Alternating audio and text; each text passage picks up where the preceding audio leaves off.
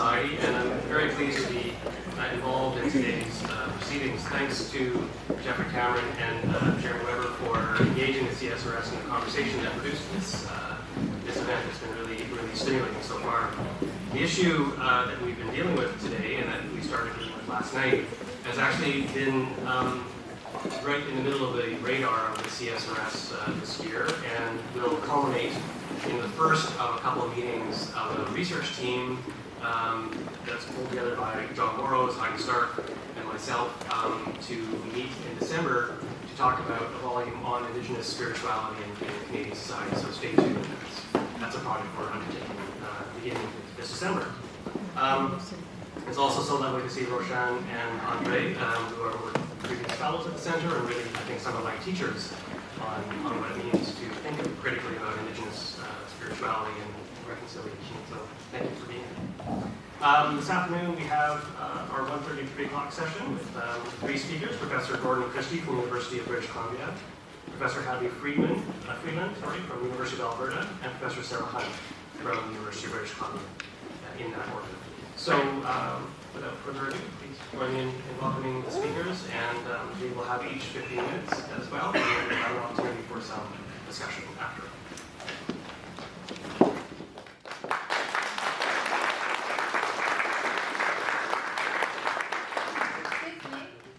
Excuse me. I don't know if anybody else here, Indigenous background, is noticing that something is missing.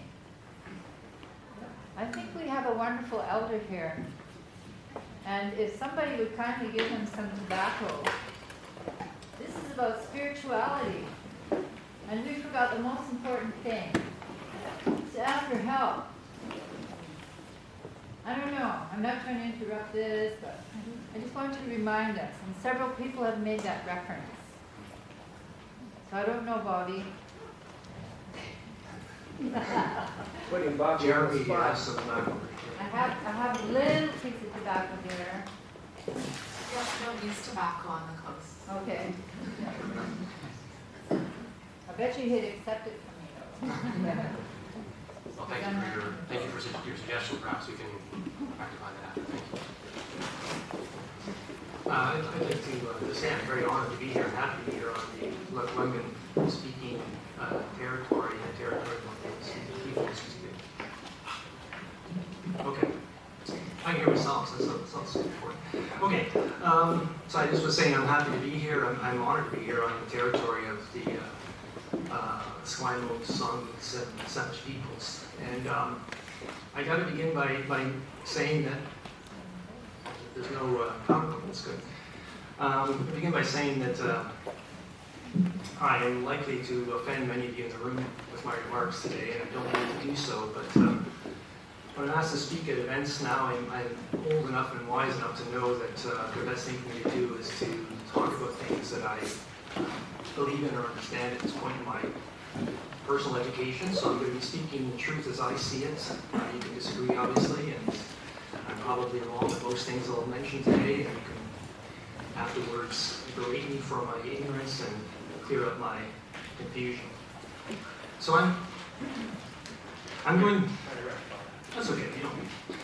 I don't usually use PowerPoint. I was going to use it today just to keep me on track because I have apparently 14 and a half minutes now, and I have to go through a lot of material. I'm going to try and stick to my notes and see if I can get this done. I want to do three things today. I'm going to make a couple of claims and sketch out some very, very sketchy arguments in support of those claims. I'm going to then look at I'm going to look at some of the questions posed by the organizers of the symposium and try and respond to those. And then I'm going to raise some of my own questions that come out of the remarks I made. So this is where the offensiveness comes from. I'm sorry that I feel like I have to say these things, but it just is how I think about matters. I think Indigenous and Christian spiritual paths go off in very different directions. I do think that Christianity has had and continues to have, to some degree, a core objective, which is to destroy Indigenous spirituality. And I think Indigenous spirituality is more likely to be of assistance given the situation we find ourselves in, globally speaking, today. On the side, I have another claim I would make, and I'm going to be suggesting some things in support of this, but I'm not going to try and make this argument that Indigenous spiritual belief systems could be integrated with truths of the natural world.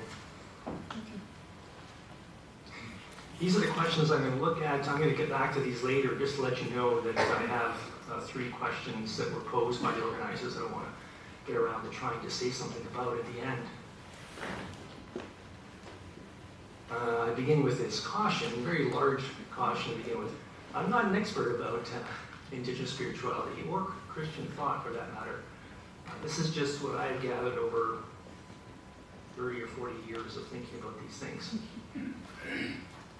So how do Indigenous Christian spiritual paths go off in different directions?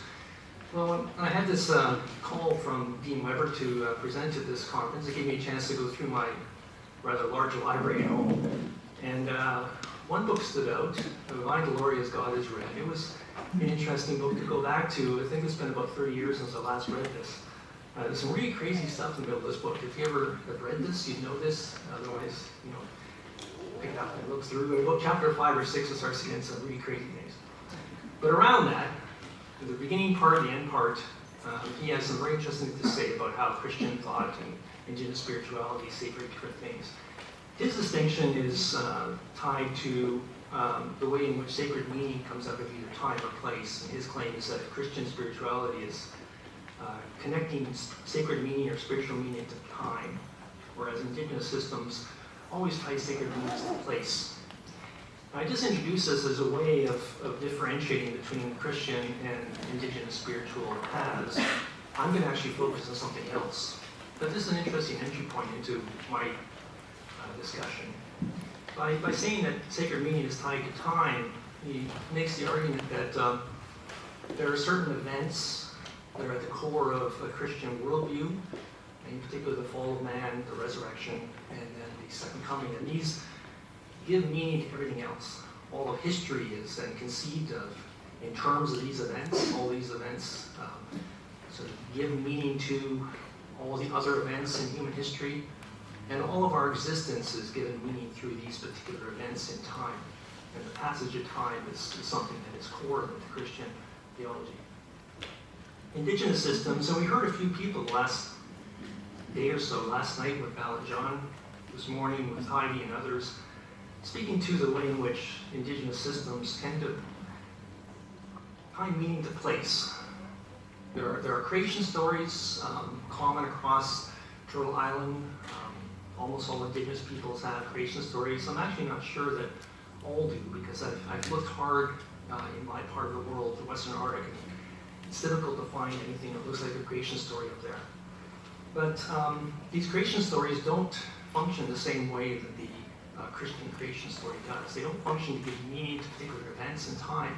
What they do is they function to tie a people to a place, to create a foundation for that relationship to that place.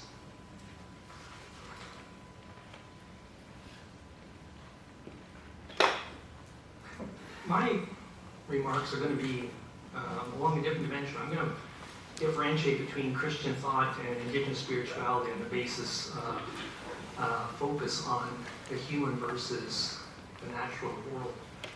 Christian thought is entirely human focused. It doesn't have just a human focus, it's entirely human focused. I'll say a bit more about that in just a moment. First I want to point to Indigenous spirituality, which is life focused. Now, by life here, I don't mean the kind of thing you might understand if you have a biological sense of life in your mind. Life here refers to the fact that everything around us, the natural world, is moving, it's dynamic. There are forces that animate motion, and everything then is, in a sense, alive. This is how you come to understand the notion that water is life, for example, that rocks are living. Everything is living because everything is in motion, everything has things that are animating it, everything is interacting with everything else. So I'll say a bit more about that, but this is the key point of differentiation I want to make between these two systems of spiritual thought. So let's say a bit about Christian spirituality. And again, keep that caveat in mind. I was not raised within the tradition, so I'm speaking from outside the Christian system. But I do get a sense from living within this world that is dominated by Christian thought, that there's only a focus on the salvation of the human soul, that is the sole focus of Christian spirituality. You're either focused on your own spiritual path, your own salvation, your own particular soul, or the souls of others. The natural world is off on the very far edges of this. In what sense is it important within Christian spiritual thought that lands, waters, animals, birds, and fish be cared for? Well, the only extent that that's possible is that they're valued by humans. Humans are the only things that are important, the only things in the world that have souls. And so anything else in the natural world can only have value given to it. If you, as a human, are interested in preserving the life around you, that's important, but it's because you as a human think this is important.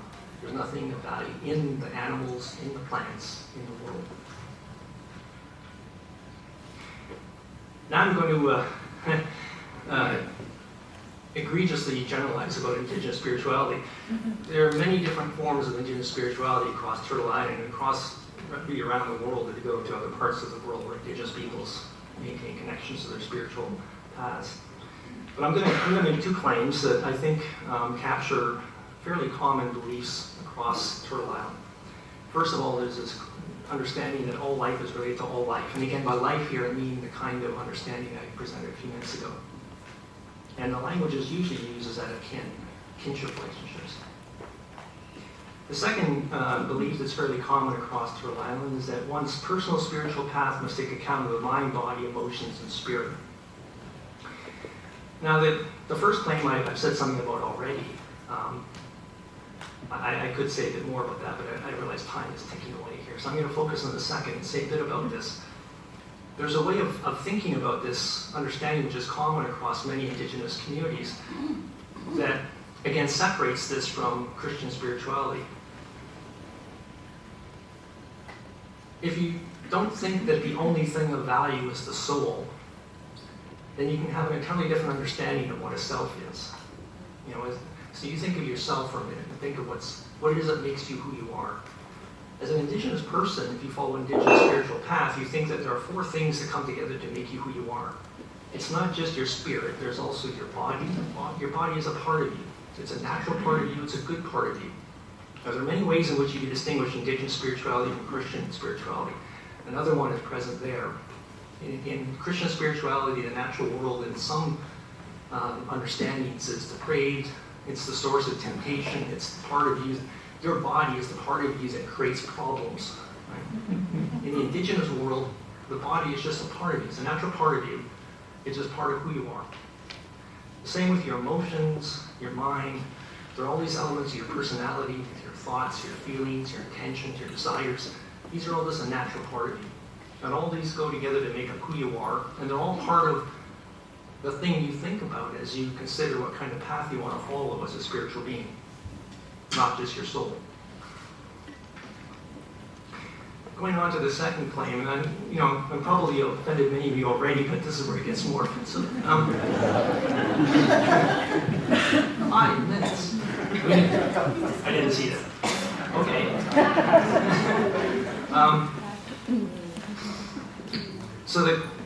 My argument here is that, and this is clearly the case, I think, if you look historically, the way that the institutions of Christianity function, particularly in Canada, but other parts of the world as well. I also want to make the argument, though, that this is not just a matter of institutional power, but also on a conceptual level. On a conceptual level, Christian spirituality has an objective of the destruction of other systems of thought. Right? It does see itself as the single truth, as the one truth. Now, I'm aware of the fact that there are all kinds of people nowadays doing good work, looking at the way in which Indigenous peoples have resisted the intrusion of Christian thought on themselves. But I just want to say something about that, because that points to the way in which this power was unrelenting and unyielding. So let's just think about Indigenous resistance. It's usually put in the terms of this notion of the construction of hybrid systems.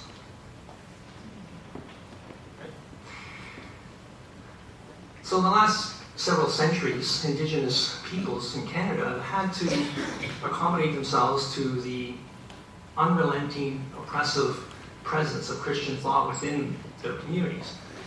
And the way they've done this traditionally has been to develop hybrid systems that take their indigenous spirituality and try and find a way to mesh it with Christian thought, Christian spirituality. But notice that this is all done on the indigenous side. There's no negotiation about this. There was no discussion. There's no movement on the side of Christian thought. It was a wall, and indigenous peoples had to accommodate themselves to that. They did this by, integrating their spiritual beings into this rich panoply of Christian spiritual beings. So it's actually quite a rich collection of spiritual beings in the Christian world. You've got your angels, your archangels, your cherubims, you've got all kinds of. And so you take your spirit helpers and you try and put them into that picture if you could. And then you would also try and connect your notion of a creator to the Christian notion of a creator. But as time progressed, over the course of generations, notice what happened. All the indigenous spirits have been banished. And there's a wonderful scene in the middle of a movie by a person from the Eastern Art called The Journals of Usen, where a shaman has his helper spirits, and they all just walk away at some point because they've all been banished, because Christianity's come in and pushed them away. And then God in the Christian image removes any indigenous understandings of creation, the things we talked about earlier. And all meaning becomes dominated by this Christian narrative. Now the third, I got 1 minute maybe for the third part of this discussion. 2 minutes. The fact is that we live in a time where, I'm sure you're all aware of this. If you're aware of this and you worry about it, then you're constantly aware of it. Otherwise, you try and push it off in the back of your mind, not think about it. We are living in a time of ecological catastrophe. It's not something over the horizon. It's not something coming up in the next generation or two. We're already in the middle of it. And your children and grandchildren and great-grandchildren are going to have a very difficult time in this world because of what we're doing. And I want to suggest that within Christian thought, there's no real way ahead for us other than just to find ourselves deeper into this ecological pasture. Because again, nature has no value in the Christian world. There's only human souls that have value. Okay? And there's more to this in that there's a secularized Christian theology at play here, and that is what we see in all the other institutions of society in the Western world.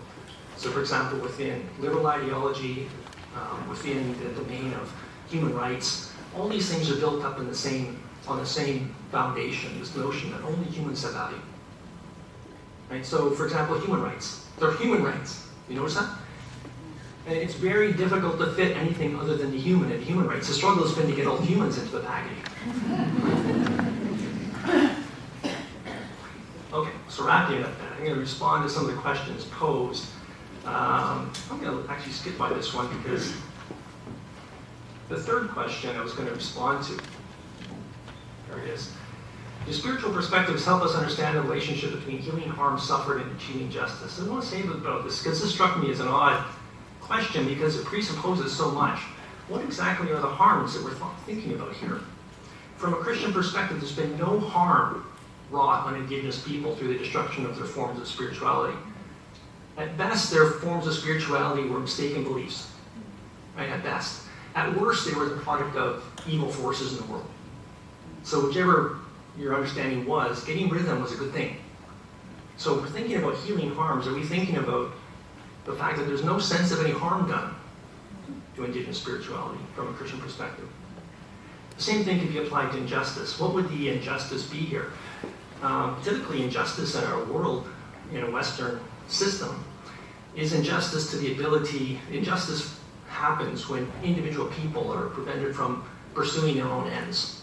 And it's difficult, again, to see what kind of injustice has been wrought historically in the destruction of indigenous spirituality, if that's the case. So at the end here, I guess I've got a few seconds to say that what I was going to do is spend a few minutes just saying what kinds of questions come up when you see things that way. One is about reigniting a spiritual fire from the embers of indigenous spirituality, because there are still embers. This is the fact of the world we live in. Indigenous spirituality hasn't been destroyed. It's still there. It's a flickering ember. And one of our things to be thinking about is how do we resurrect this spiritual fire? And there was a question last night at the discussion from somebody asking about how to get their young people to have a vision. That's what they're asking about. Like, how do we do this? Now, unfortunately, I would also add to this the problem that we don't have time. This is a multi-generational thing. I think it could be done, but we also face this fact that we're in the midst of an ecological disaster.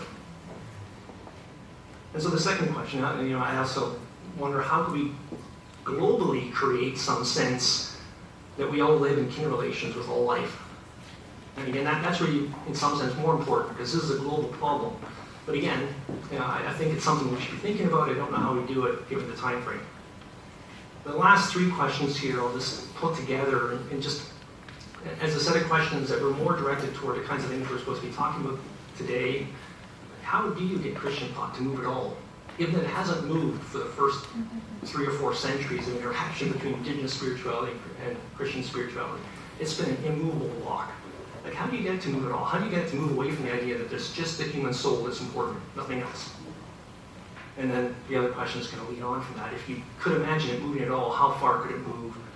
And is there any sense to the idea that there's a reconciliation possible between Christian spirituality and Indigenous spirituality? Thank you.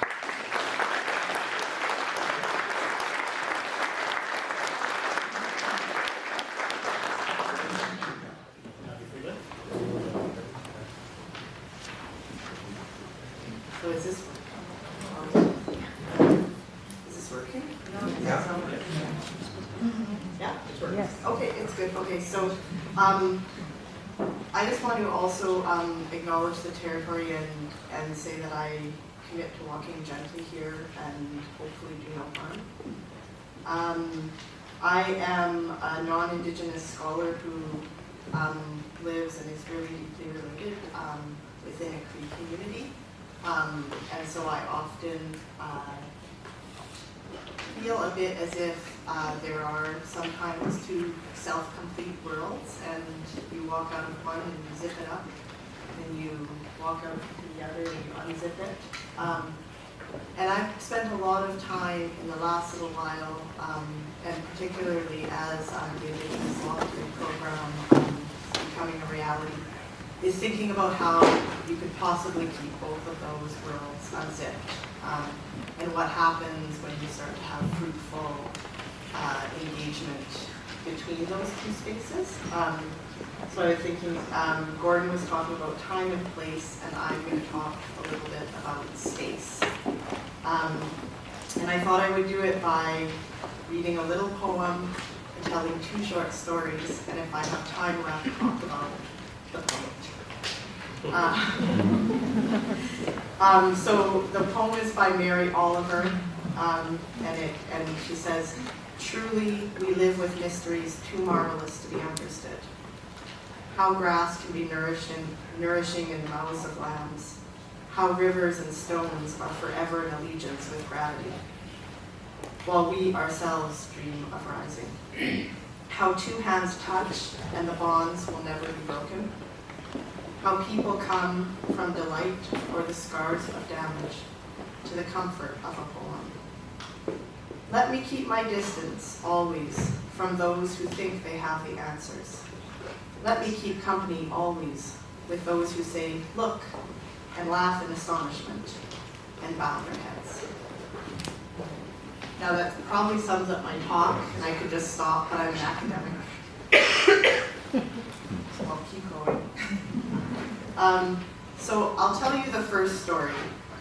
And I do think there is something particularly personal and intimate about spirituality that we often don't capture or address. So I'm going to tell you a story about myself and my own life, because I think it is a subject where it is important to be vulnerable and honest. So I'll tell you a story about myself when I was 6 years old. So I was raised a secular Jew, an atheist, not an agnostic, mind you, a strict atheist. My parents were rejecting shadows of Judaism and Catholicism that I never saw. So I share with Gordon that outsider perspective. But to me as a child, there was simply no divine. There was no mystery that science could not eventually solve or explain.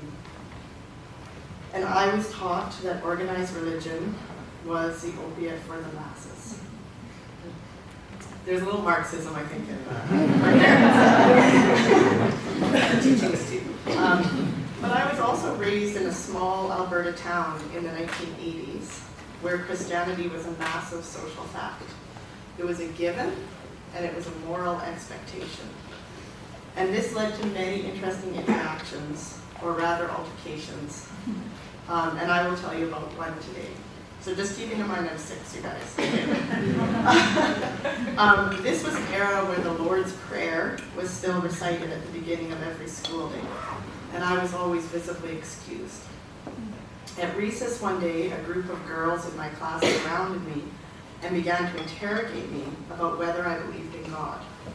And when I scoffed that I did not, as I had been taught, they began to shove me with the weary chant, "You're going to hell, you're going to hell," which is what their parents had taught them. So never one to go down without swinging, for people that know me.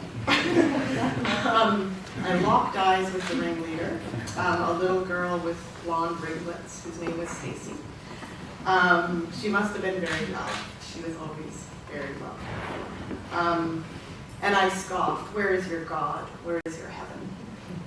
Now recall again, we're both 6. And so however precocious, in Piaget's literal concrete stage. So Stacy's sidekicks ceased their shoving, and Stacy answered with disdain, "In the sky, stupid. God lives in the sky, and heaven is in the clouds." To which I jeered, "You are stupid. The sky is made up of gases," and I named them. And so are clouds. If God tried to stand on a cloud, he would fall through. Heaven can't be in the sky. To which she replied, "Yes, it can." To which I wittily retorted, "No, it can't." And then one of the other little girls began to cry. I had convinced her there was no God.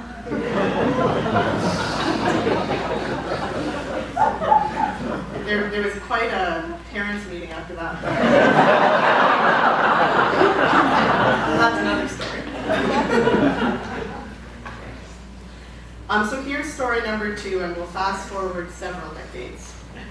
And I'm driving in a vehicle with my partner, who has been my partner for over a decade, and was raised in a traditional Cree home, and in fact did not go to school until he was 9 years old. So had, at the time where I was getting in shoving matches, he was completely surrounded within a lot of the things that Gordon was sharing. Okay? So we're driving past a particular mountain range and talking about mining in the area and watching it. And suddenly he says, frustrated, "Okay, this is what I don't understand. How can white people believe the earth isn't alive? It's obvious." And he then proceeded to give me several examples of why this was patently obvious to him. Luckily, I had matured since grade 1. For those that know me. My cognitive development had matured to the point that I could abstractly reason through a concept I could not see. Okay? So what filled my heart? A reminder of the miracle of always learning. No matter how long you're in a relationship with someone, there are things you are learning about them, right? And I felt a sorrow. I felt an ache as I imagined what it meant to believe so firmly about the nature of the earth and our relationship with it, and be surrounded by so many people who did not see it this way, and who had the power to make decisions that profoundly impacted the earth, often in terrible ways. And I felt a sorrow that I did not even know how to answer his question. I could not tell him how white people could think such a thing. And what filled my mind, I was determined to be honest and respectful within an important relationship. And I had an inward curiosity, which was, did I believe the earth was alive?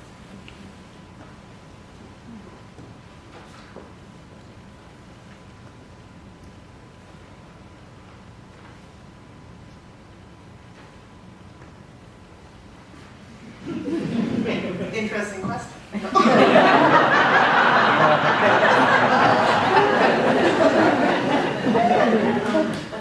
I asked why why did it never cross my mind to the extent it had come up in conversation?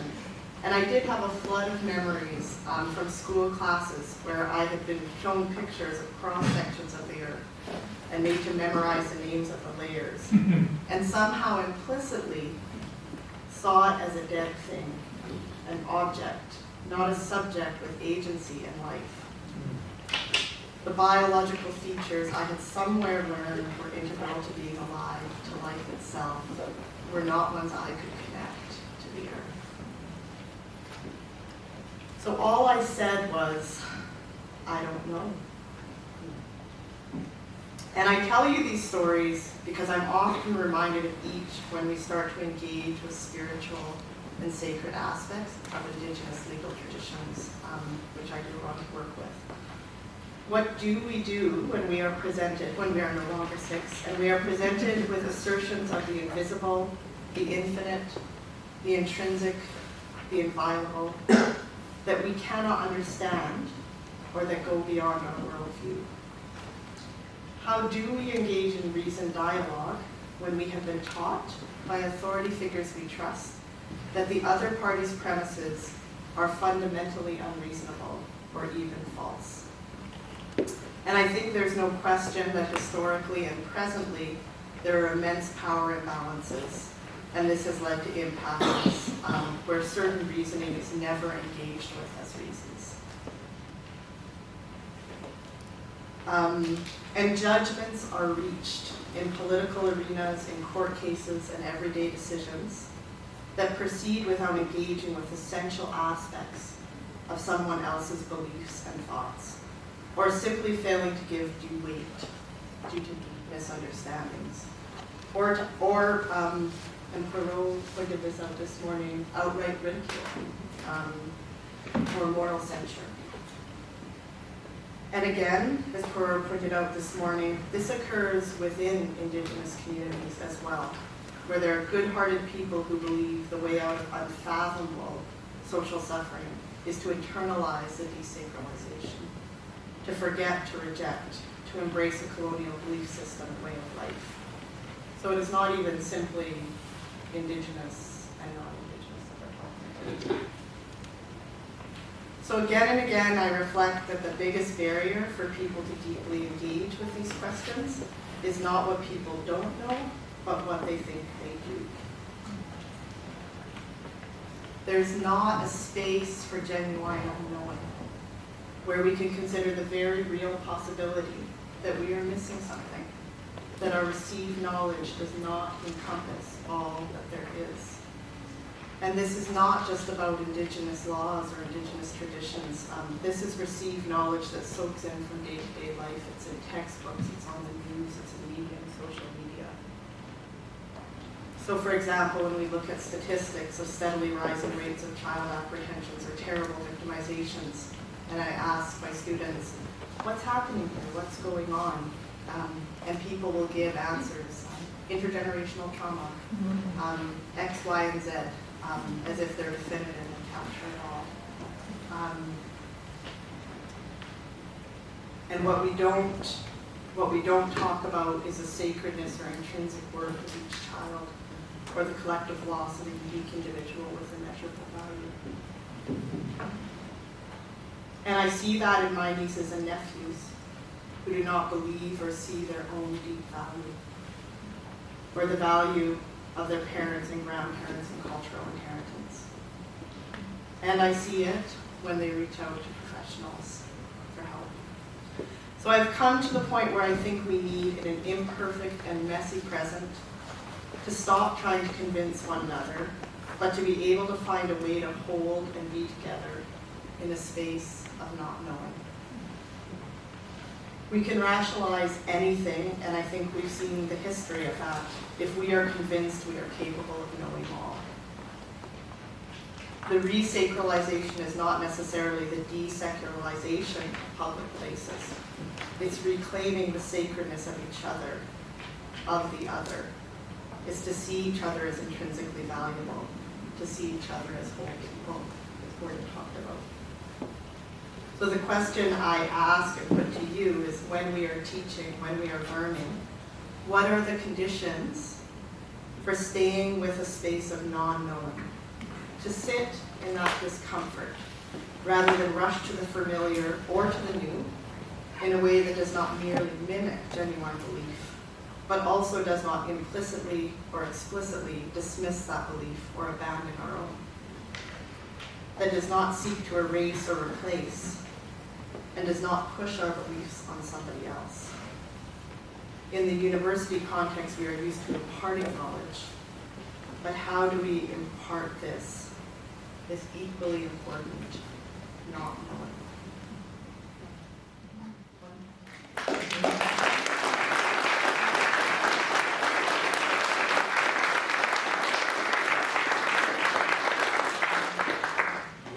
You win the award for being Zachary.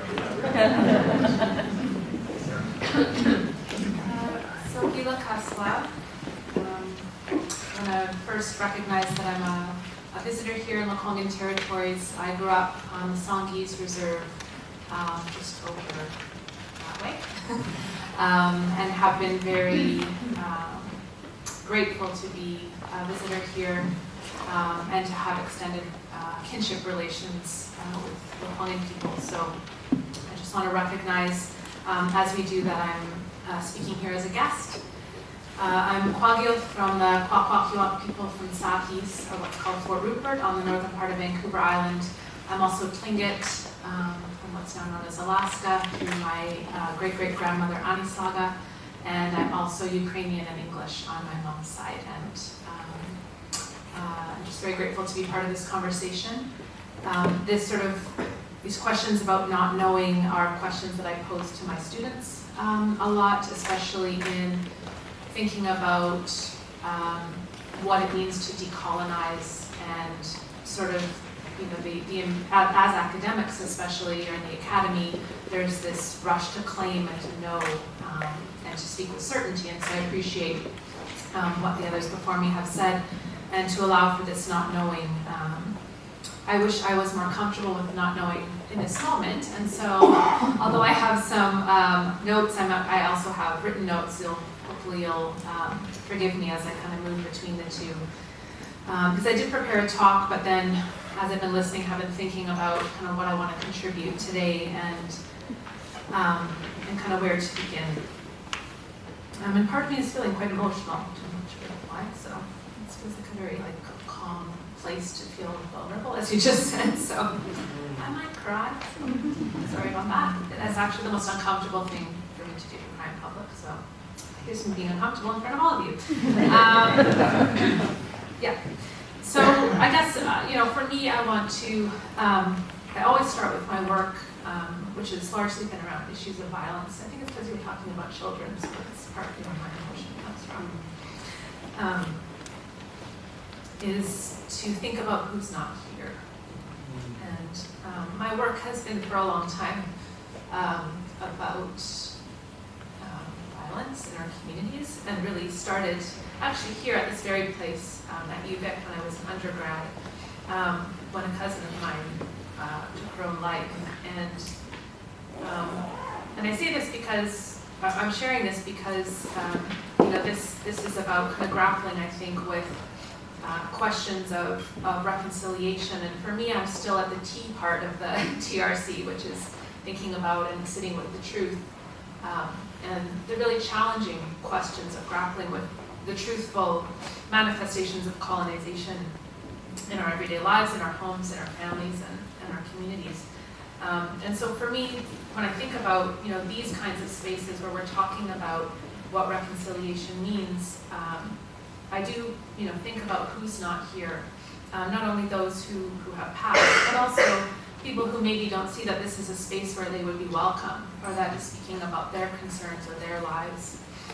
So a lot of my work is with those of us, those people in our families who may not be represented here, in particular thinking about two-spirit and transgender, gender non-conforming people, thinking about especially young people in our communities who are thinking about their own gender and sexuality, and often have a lot of internalized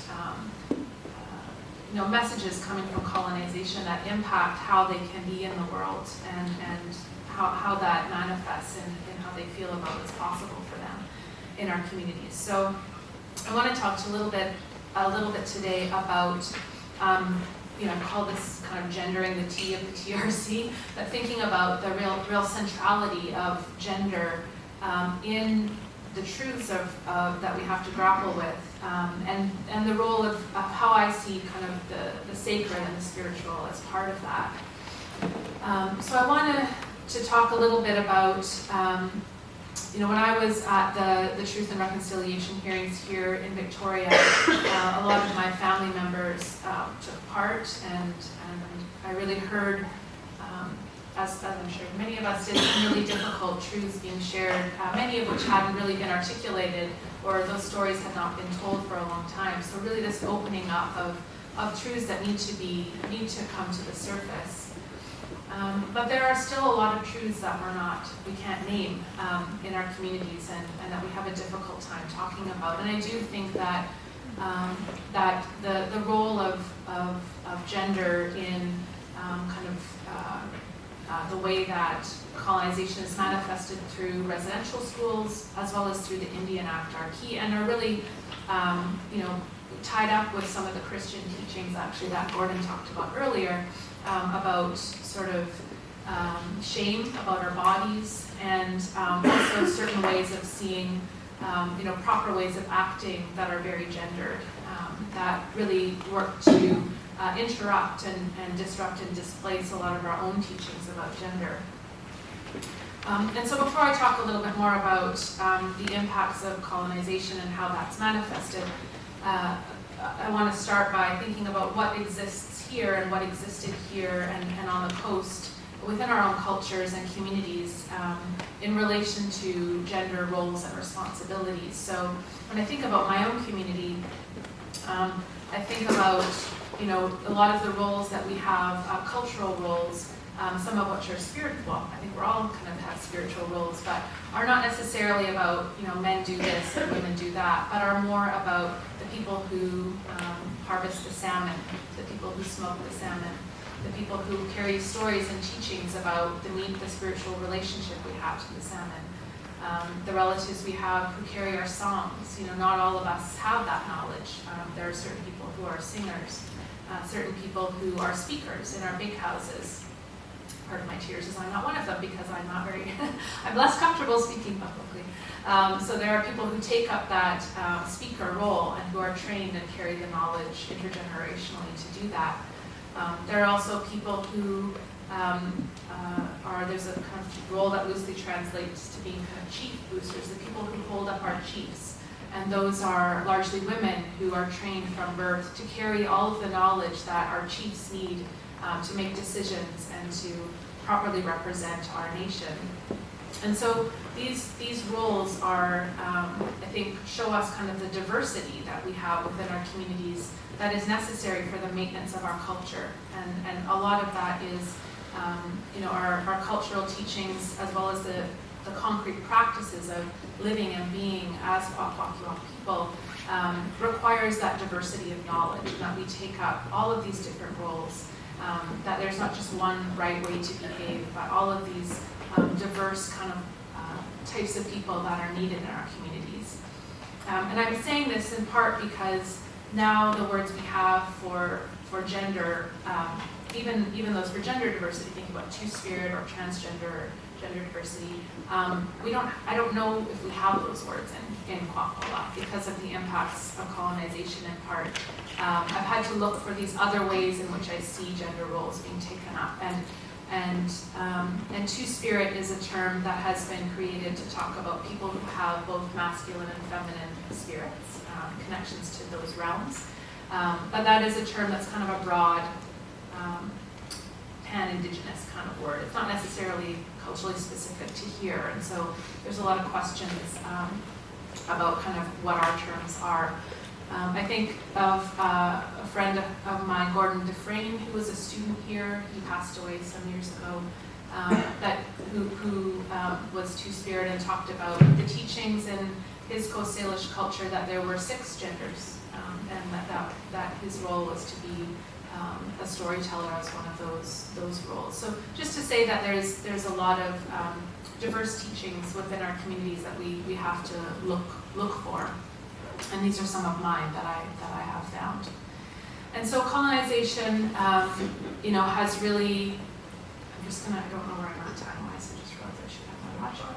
I have 5 minutes. Oh, I haven't even started. Okay.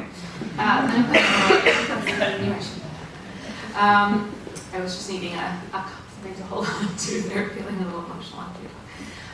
And so for me, working with especially young people in our communities, a lot of young people are still getting the messages because of the results of colonization that our bodies are risky, that we're born into risk as risky subjects as young people, and especially for those youth who are gay or lesbian, who are two-spirit or transgender, that they have been erased in a lot of the policies, that's erased in the Indian Act, but also that the residential schools, which really separated children according to boys and girls, and had certain kinds of dress and hairstyles, certain tasks, really put Indigenous children's bodies at the center of the colonial project in a very gendered way, so a very strictly gendered way, where there was no room for anything in between. And that is still true. And I was when all of the Truth and Reconciliation work was being done, and then seeing the resulting action items, there's only one about gender, and that sole item, number 41, calls for an inquiry into missing women. And so the only representation about the impacts of gender is around that issue. I've talked to a lot of Two-Spirit kind of leaders across the country who are very disappointed that there was no representation. So again, a complete erasure of Two-Spirit voices and considerations. And this is especially troubling, at the same time there's only one action item also around youth. And so really thinking about what that means when youth have been a key site of disrupting Indigenous cultures and communities. And I think especially because we also hear, when we look back at our teachings about gender roles and gender diversity in our communities, that we hear about the sacredness of girls and women. We hear about the sacred roles of Two-Spirit people who were seen as having this really key role in accessing the spiritual realm as a whole and all aspects of creation. And so what does it mean for reconciliation if we're missing the spiritual center of our communities in this significant way, and that there's just no room to even name and talk about these people in our communities and these roles and responsibilities that are carried.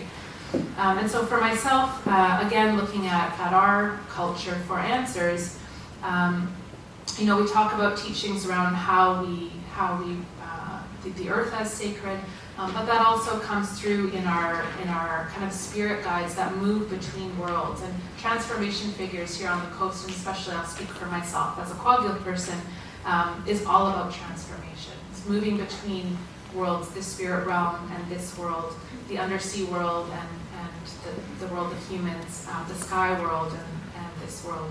And so being able, that mobility, that the teachings we have around shifting forms is so central to our whole cultural practice in the potlatch.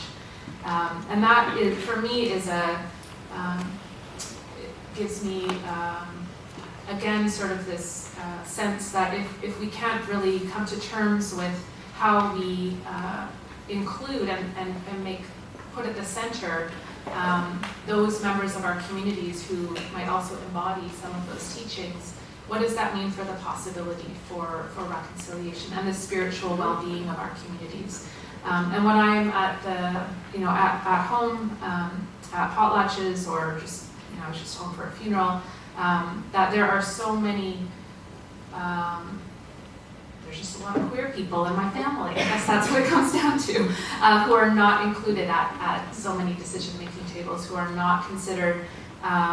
We had, for example, a ceremony a coming-of-age ceremony for young girls, and there were a lot of people left out of that because it's still seen as there's something wrong with you because of the impacts of colonization. So really taking seriously then the very culturally diverse teachings around that are rooted in our spiritual center around the diverse gender roles, I think is really something where we need to find more room to talk about and to truth tell around.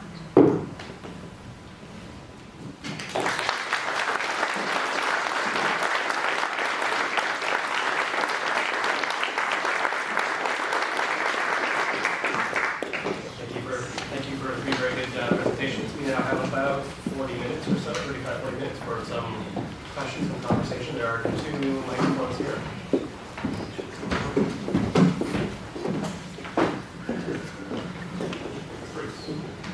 Good afternoon. Paul told me I should speak. My name is Bruce Brian Scott. I am an Anglican priest. I'm also a student doing a doctoral dissertation on the theological legacy of the Indian residential schools.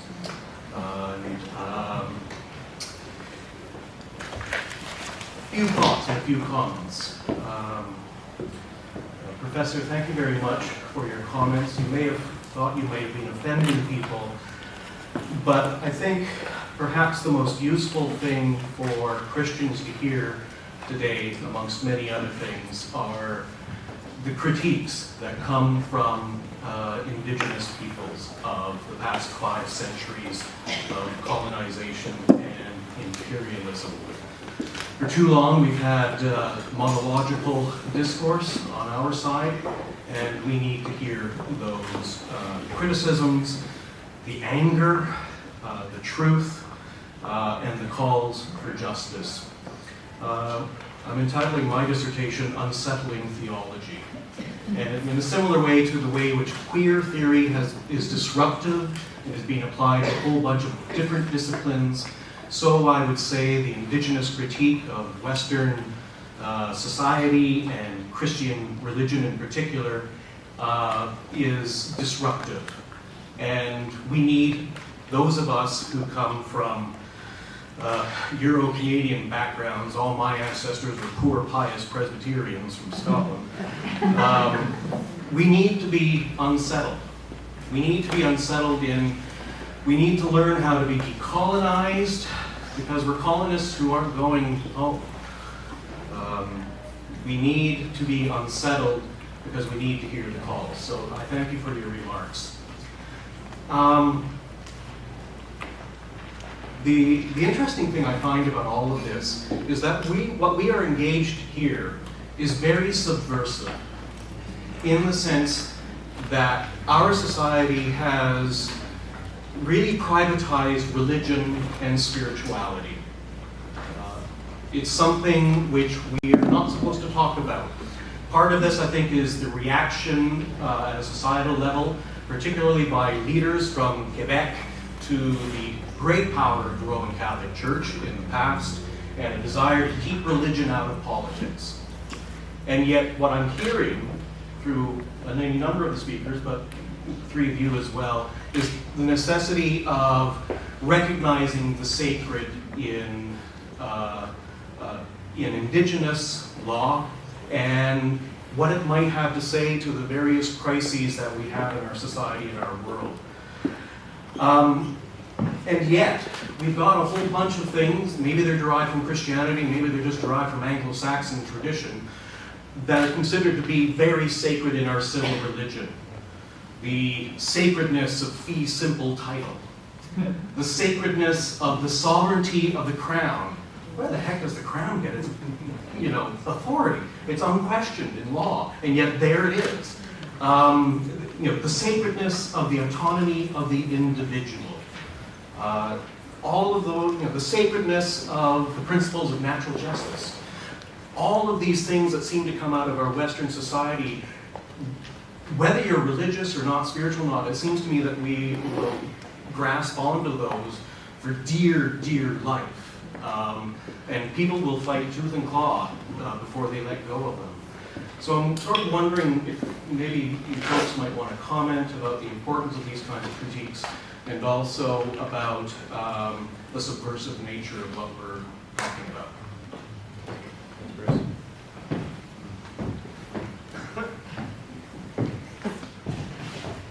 Thank you for that. I guess I agree with pretty much everything you said, so I don't understand.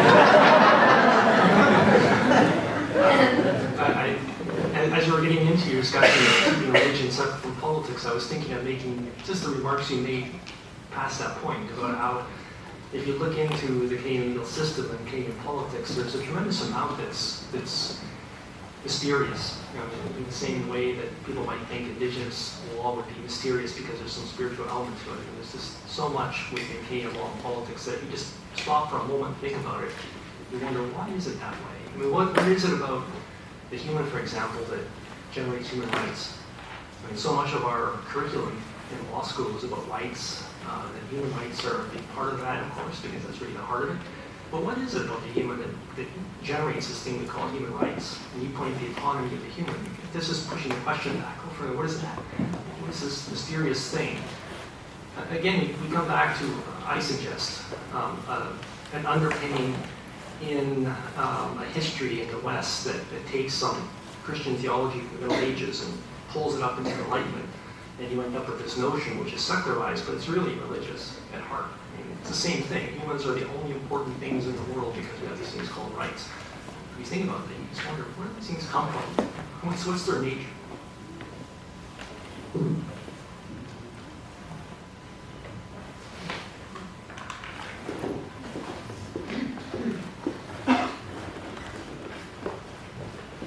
Hello, my name is Zachary, and I'm here today. I think there are two things that situate how I'm here and things I'm thinking about. First, I'm a law student at the Faculty of Law here, and I've had the opportunity to study with Professor Burroughs, Professor Napoleon, and to really get into the depth of stories and Indigenous stories and thinking about stories as a law.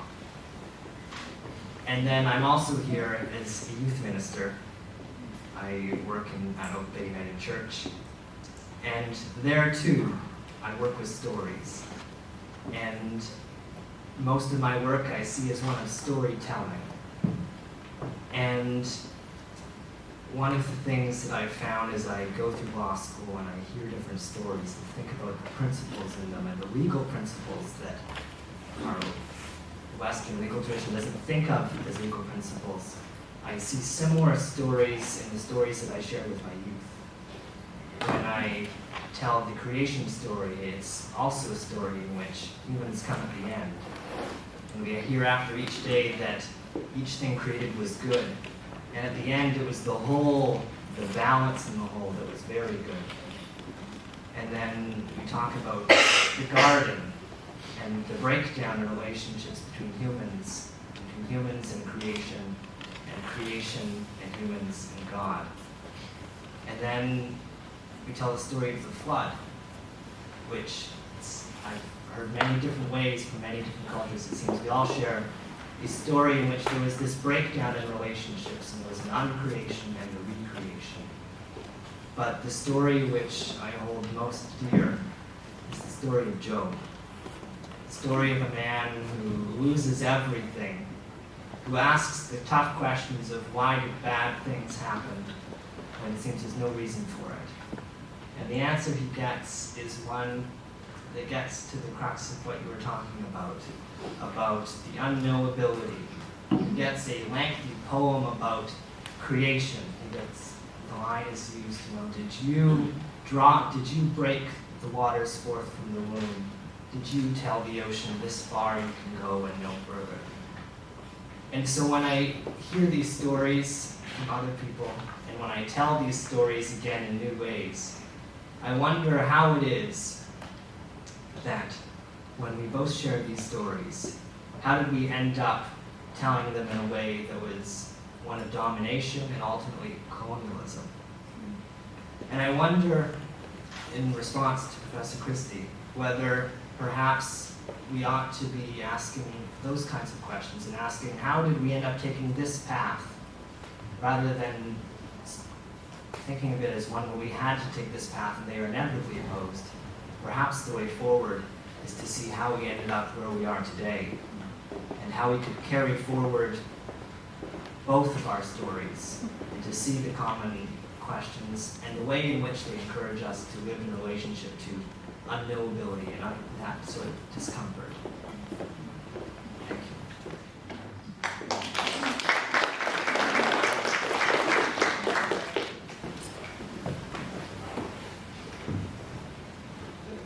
Thank you for that. I thought I would just, these aren't my words, but as you're speaking about that, I've heard James Tully say, you know, let's be really cautious and not fall into the trap of thinking there's two or more monolithic histories as well.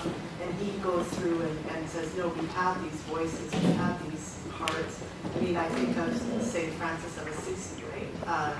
Where that tradition of connection between animals and people and the earth and people was one of the most in-depth things you can find, right? So I think what you're leading us towards is that reminder that it's not cultures are heterogeneous, right? Yeah, I think it's also important. I mean, Gordon said he was making generalizations. I think that it's important to remember that there isn't just one Indigenous worldview. That's part of our strength, is we have many worldviews, and also they're tied to practices. So I think the potlatch, for example, was made illegal for over 80 years. That it wasn't just about a belief system, but about us as a people, you know, the suppression of our practices. So that are also about governance, and that our laws are related to, you know, at our potlatches we give everything away, and that was seen as anti, you know, against the kind of colonial project. So I think it's the spiritual is interconnected with law, with governance, with the formation of our communities of land, and so understanding, you know, the specificity in place, but also the cultural diversity as well in those processes. Other questions? Maybe I'll take it since there's a wall. Also, go ahead, please.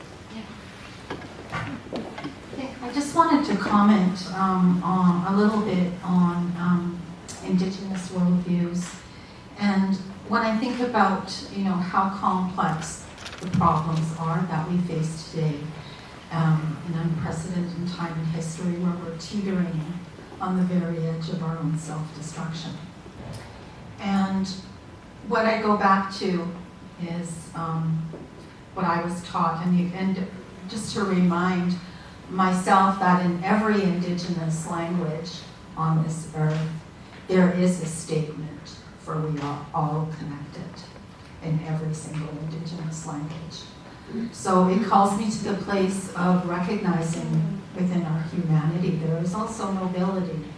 And I think that's what we're being called upon today, no matter where we stand on this earth, is to remember those teachings. And it's not necessarily, and this could be controversial, an Indigenous worldview, the way I see it. The way I see it is that we all come from this earth. And we all have a history. And we all have trauma in our past. And we all carry our own stories, not only historically, but genetically. And that is transmitted in the trauma that we see in this world today. Somebody asked about the sickness that we see in our societies today. How do we understand that? And when I think about the presence of settler in community and globally, well, settlers came from somewhere too. And so I think what we have to look to is higher law. It's not a law that abides by human emotion or thought. It is a law that has been here before the creation of man. And that law is a higher law which speaks to what we are hoping for in this time, and that is the great peace. And I think in every faith and in every religion worldwide, if you excavate and you examine, you will find that truth. So rather than looking at differences, we have to look at not only our differences, we have to look at our similarities, we have to look at our humanity, and we have to look at what is best for those who are unborn and the legacy that we are leaving behind. What will that be? And I think when we look at law, it also has to incorporate perspective taking, because empathy is something that can be taught. And so when we think about pedagogy, when we think about how are we going to educate our children, don't we owe it to them to teach them about their own nobility? Don't we owe it to them to teach them about the sacredness of all life? Don't we owe it to them to teach them about interconnectedness? And that is my great hope for the grandchildren that I have not met yet. And this is a great teaching that has been around since time immemorial. And what I admire about the great faiths and the most recent ones on this earth is the Baha'i faith, and it totally resonated in my heart, was the fact that there is room for everybody. There is room for every faith. There is room for every religion, because every one of them is going to bring something to the table that helps us in some way, shape, or form. And the most beautiful expression that was told to me, that when we look at faith and we bring it down to its very foundation, and we think about the Creator as being the sun, the source of all life, that if you consider that every faith circles that sun, is one greater than the other? It is not. Are they equal? Yes, they are. So we have to look at the heart of the matter when we examine how we're going to move forward in reconciliation. And I think we have to honor the nobility of the human spirit that has graced us and allowed us to still be alive today. And now what are we going to do about it? So that's my thing. Thank you very much.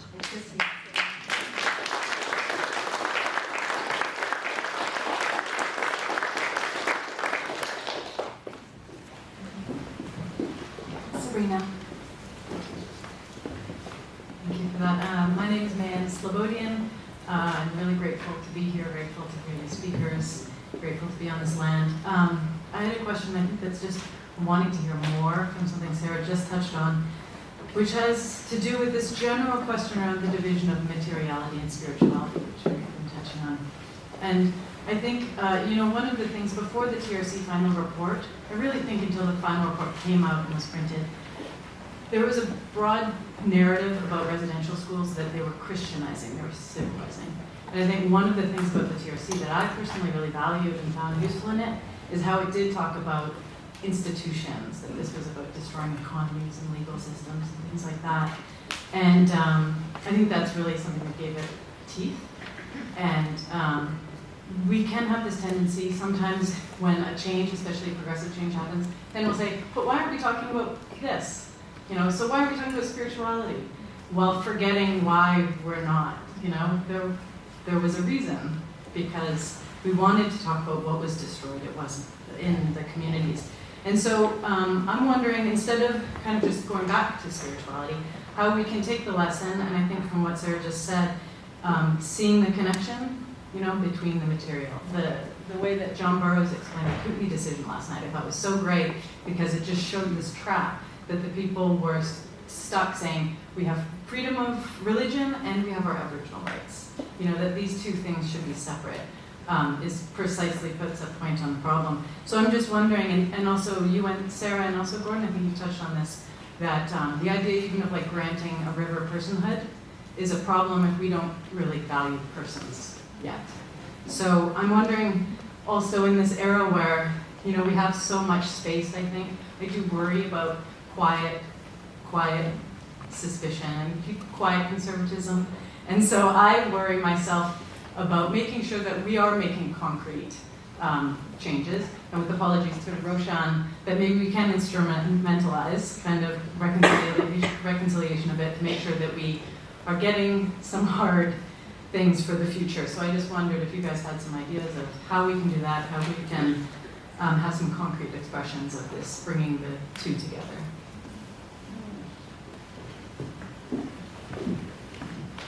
I mean, I guess, thank you for that, Mariana. One thing that came to mind as we were talking was when I was at an event related to the fish farms in Zawadena territories, that an elder said that the fish in the pens, these fish that have been put into the ocean that aren't wild fish, that they're not part of our, they're not our ancestors because they don't come from our, we have a spiritual connection to the salmon that live in our waters, as we always have. And he said those fish won't get eaten by the bears, and we have a relationship to those bears. That we have obligations that extend across the material and the spiritual, that tell us who we are, that give us a sense of orientation to the world, and that tell us who we are as Kwakwaka'wakw people.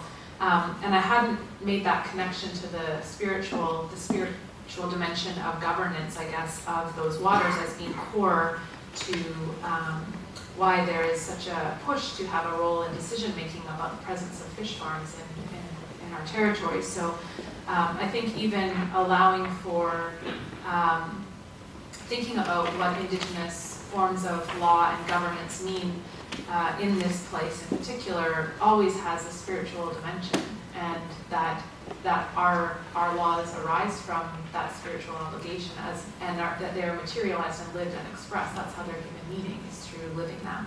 And I think it's important to know, again, thinking about kind of what we don't know or what's at the edges of our own knowledge.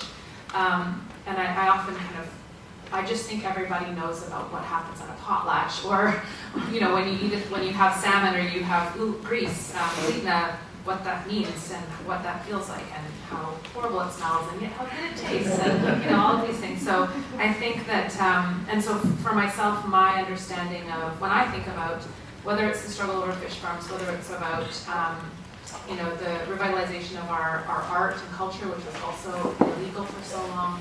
I mean, all of that to me is always about our culture as a whole and our peoplehood as a whole, which is about giving material expression to our spiritual being, essentially. And Marianne Nicholson, who's brilliant and amazing artist, and also has a doctorate that she doesn't talk about very often, but who's a linguist as well. Really struck me. She talked about, when we were talking about the fish farms issue, she really said, this is just about, I am a spiritual being who is expressed in this form right now, but that, this struggle for me is about my spiritual relationship to our place and to our peoplehood. So for me, they're not, they're inseparable. And so I think that shifting those, it causes us to think differently about what is law and also what is spirituality. So I don't know if that answers the question.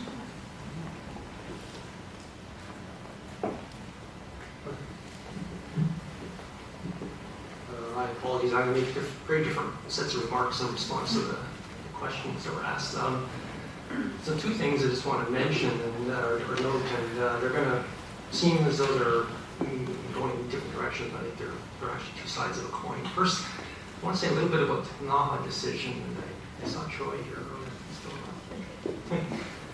So I want to recognize the struggle of Naha to try and deal with that problem. And I want to begin by noting that you want to do whatever you possibly can that might have some hope or promise held out that there's going to be an impact on what's happening that's going to lessen the destruction of your territory. On the other hand, having something designated with a person, using the model from New Zealand, I worry about that because when you say something is a person, what you're really saying in the law is that it has rights. And in particular, what you're doing, you're just saying that there are claims it can make based on interests it has that should be paid attention to in this calculus that has to go on about competing interests. So you have the rights of the river, you have other rights, and some body is going to look at those and weigh them and decide what's going to happen. it's not about that really, I imagine. I'm going to pull back from saying anything about the Maori, one thing about Maori, but I think generally speaking, for most Indigenous peoples, it's not that kind of picture we want to paint. We want to have an understanding that at a fundamental level you have responsibilities to things like rivers. And rights language would come in at the end as some way of maybe reformulating what needs to be done. But you begin with responsibilities and then you get to rights later. I think that's enough. I was going to add a second comment I was going to make, but I felt the mic long enough. I just want to add that a little bit to the discussion of this no particular person, but very problematic.